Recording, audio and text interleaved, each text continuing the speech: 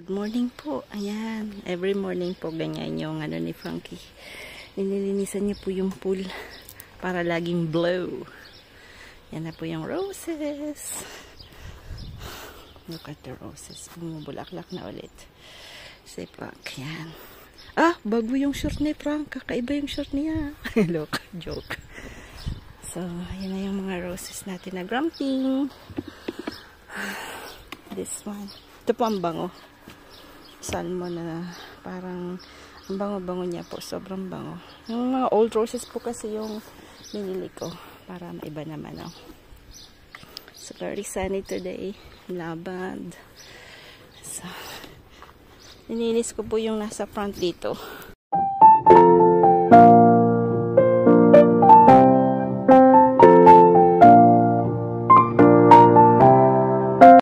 Nilinis ko yung front ng terrace namin kasi ang daming damo. Tapos I put some lemongrass. Ayun, doon sa banda doon. Tapos dito roses po. So we'll see kung mag-i-improve yung lemongrass doon sa kabila. Yan. Nahirapan siya magtanggal eh. Kanina maganda sana, di ko nakuha na. Yan. Look at the roots. Wow. Et puis place pour ça? Yeah. Tiens, oui. Put there. Thanks. Use ko dito sa front ng swimming pool. Lagyan ko niyan ng mga halaman ko. Ano lang, hindi ko na pinili yan po, no? Para mas mura, no? So, na-arrange ko lang po. Nilagyan ko ito na tanlad para sa lamok. Yan, nice ko. Ginabihan ko at daming gabi. Sobrang gabi. So, yan po yung lemongrass. Maganda po yung lemongrass sa lamok na po. So, yan. Then, after, yung mga manok. Dito nilagyan ko rin ng lemongrass. Yan yung tatlong manokis. Tapos, dito ayusin ko din dito. Lagyan ko ng roses dito. Gusto ko sanang aromats kaya lang medyo madugo ang ano, marami pong bato-bato. So, yan. Today is gardening. Papo tayo na ano, kangkong at ako po ay magsisinigang. Sisigang-sigang tayo. Medyo mainit today, super init, so magsisiling po tayo mamaya. Tapos ito na yung mandarin o clementine. Yan. Pero December pa po yan. Sa December pa natin yan makakain na po kasi ganun po dito. Medyo matagal siyang ang evolution ng mandarin is very long na po. So, sa December pa siya pwedeng kainin. So, matagal pa siya. Tapos ito yung another rose na climbing. Kasi gusto ko ditong matakpan. Kasi, yan, may kapitbahay kami sa likod. Laging nakasilip sa bintana. Joke. Ito yung kangkong. Patay ng kangkong. Magsisigang. So, patay dito. Yan. Sarap pa naman ang kangkong. Pwede na. Maano lang po talaga sila sa ano. Tubig. Gusto nila maraming tubig. So, ayan.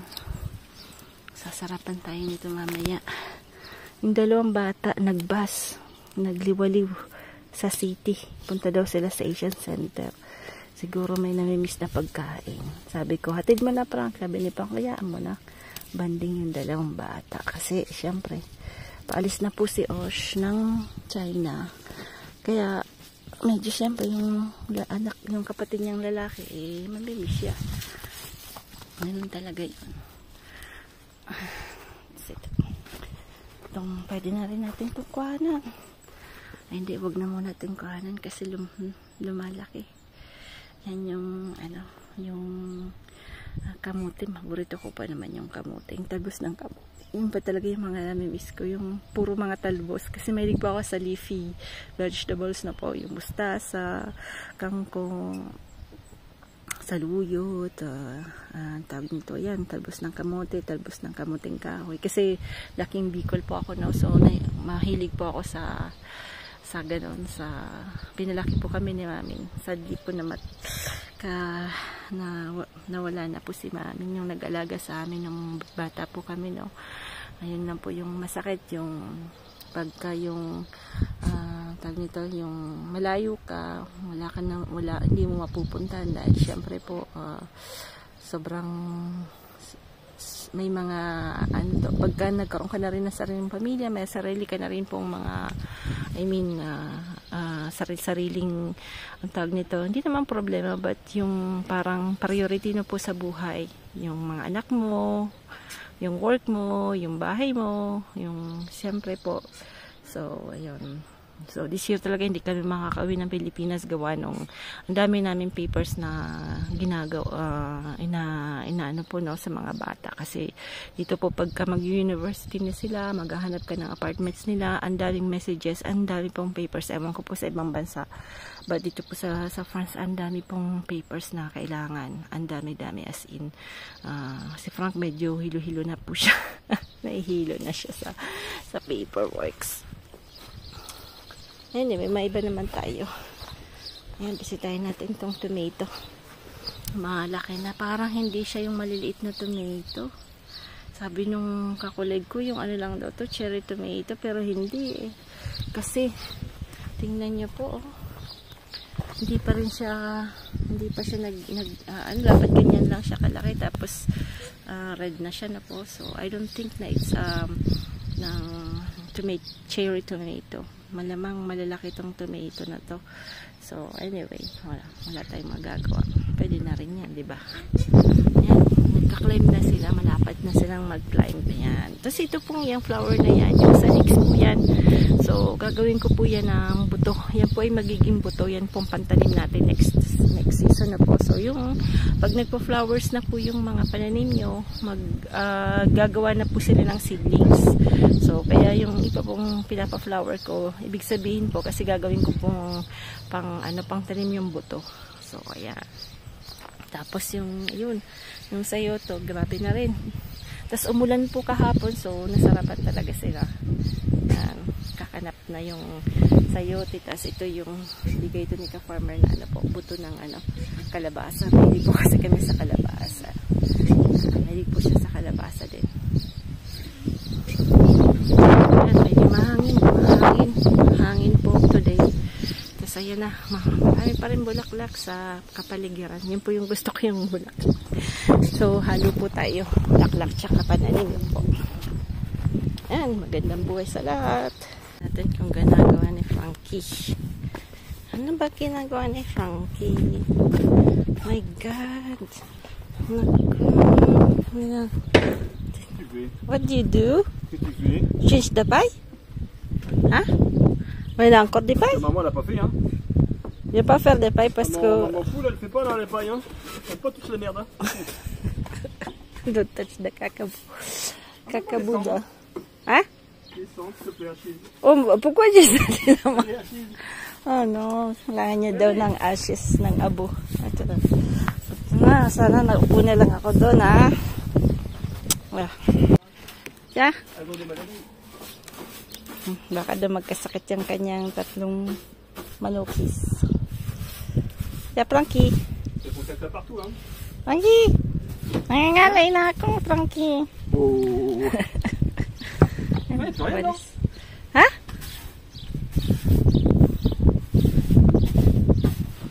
No, il n'y a plus rien. Je te laisse pour la plante. So I use the ashes for the plants. It's fertilizer. It's a 5-star chicken. 5-star chicken. 5-star chicken daw eh. Loko-loko ka talaga, ha? Sabihin sa'yo ni Manay Bing, loko-loko ka talaga, Frank. Nililinis na talaga 100% yung change niya yung water ng mga hens natin. Nako, sipag na naman, ha? May nalisan niya. Nintay ko yung dalawang bata. Wala, umalis nag-bus. Sabi ko, ay, mag-aano na tayo. Pag nito. Yan, magsisinigang po tayo today. Tignan natin yung fish. Ano po to yung gulo ng kusina. Tawag nito, ano po siya? Sea bass ang tawag yan sa English. Dito naman sa amin, ang tawag po siya sa kanya ay tawag nito? Bar. Bar ba? Yan, bar. So, ito.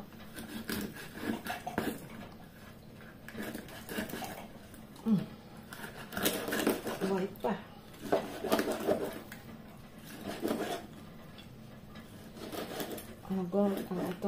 Ang natin, ha?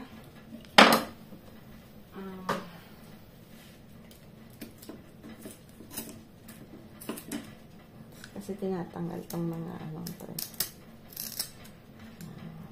Hindi ko natanggal nung lininis ko.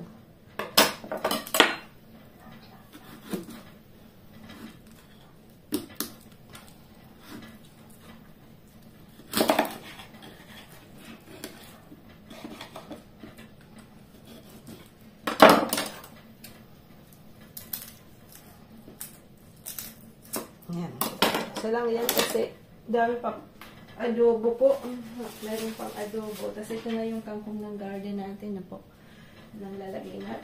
Tapos sili.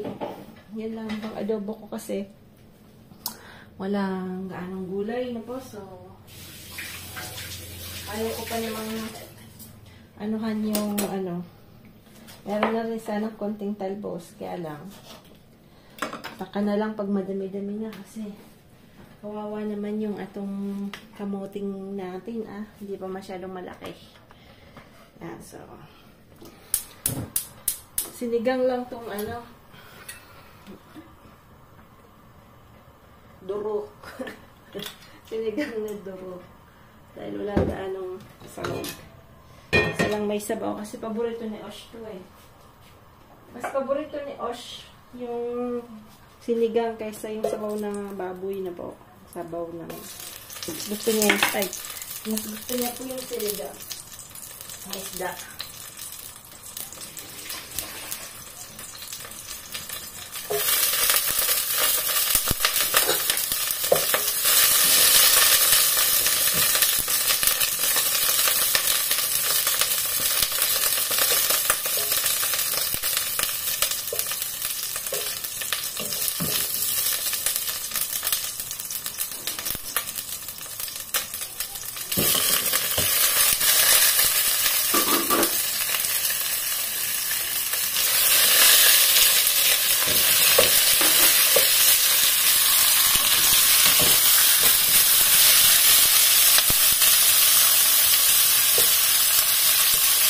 Bango po ng pagka yung ganyan, yung design mo. Nalagyan mo ng kamatis. Panalo sa amoy.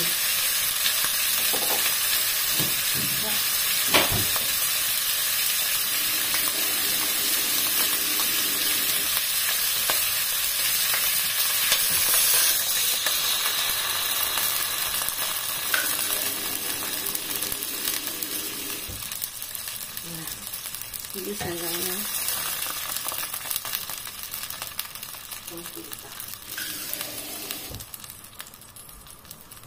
Ano po yung ulam namin. Tapos may adobo pa. Dami ko siyang ginawa sa garden na po.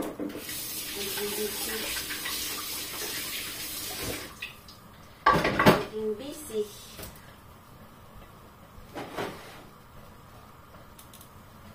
Hindi kami po makakapunta ng Switzerland po kasi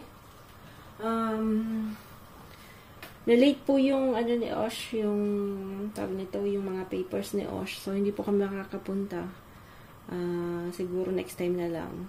So, ang gagawin po namin, hindi kami mag-road trip ng papunta doon. So, ewan ko kung pupunta pa rin kami ng east ng France now. So, we'll see na po kasi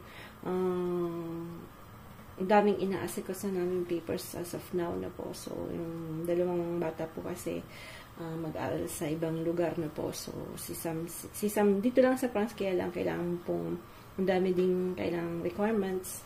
Maghahanap po kami ng apartment ni Sam. Tapos si Osh naman mahirap kasi Chinese yung pupunta siya ng China. So, yung kailangan na maghanap ng apartment niya doon. So, we're trying to contact yung school na po, tsaka yung dito sa France para tulungan kami. So, Yun yung mga difficulties na hinaharap namin. Hindi, Frank pala kasi si Frank lahat eh. Siya lahat po nag-aasikaso, kawawa nga. Yun pala yung difficulty pag mga student something, no? Siguro sa ibang bansa hindi ganun pala kahirap. Kumain ako ng cherry. Isang kain ng cherry dito sa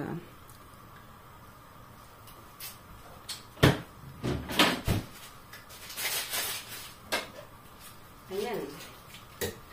So, pakpakulaan lang natin to. Lagay na natin yung sampalok.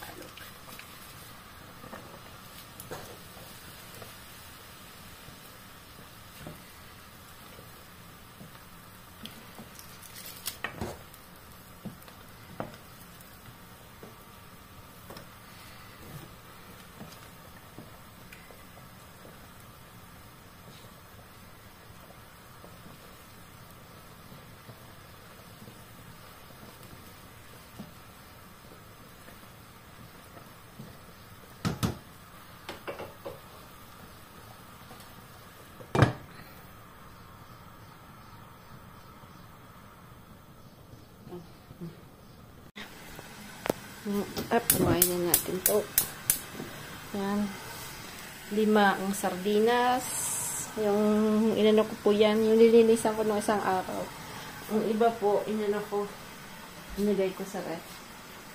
Tapos ito yung ating kangkong na galing sa ating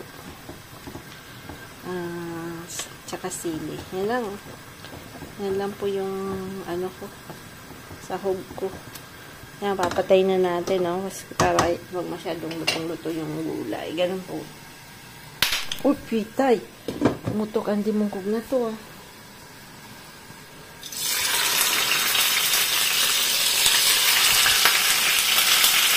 Tubig kasi. Pag may tubig talaga, pumuputok na ganyan.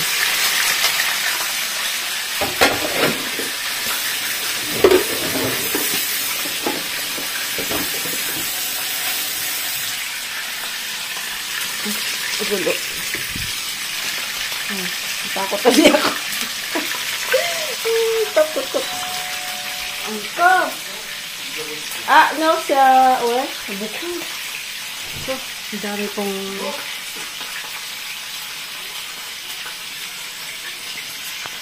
kain na kami dalawa. Yung dalawa, kumain sa restaurant. Kami iniwan. Yan lang ulam namin mag-asawa. Yan. Pobretos. Joke. Manapiti po sa lahat. Yan. Tu vas pas lâcher ou pas? No. Gagrusi. Sarap, Frank. Ah. Sarap. Une tatmi? De l'automne?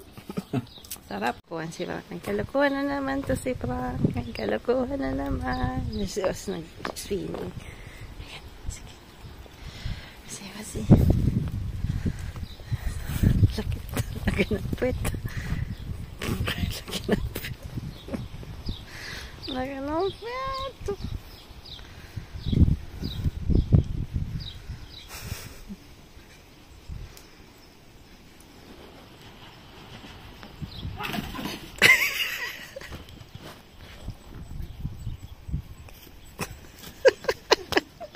Si Sam niyang hindi na kaya. Sobrang anghang po. Tatapon na bigay doon sa Allez, Mingo. Boy, may pabuko. Paskapal ba morir, ha? Patikman niya daw yung sa manok. Sabi niya, nakulo ko talaga ito eh. Mamamatay yung manok namin yan, ha? Ba, il mange de piment au Philippines, je pense pas que...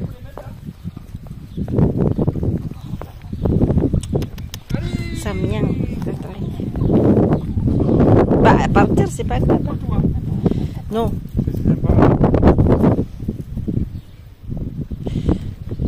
Elle va mourir là. Peut-être, comme moi, non, donne pas trop. Oh là là, elle va être malade. Hein. Ils vont brûler les fesses.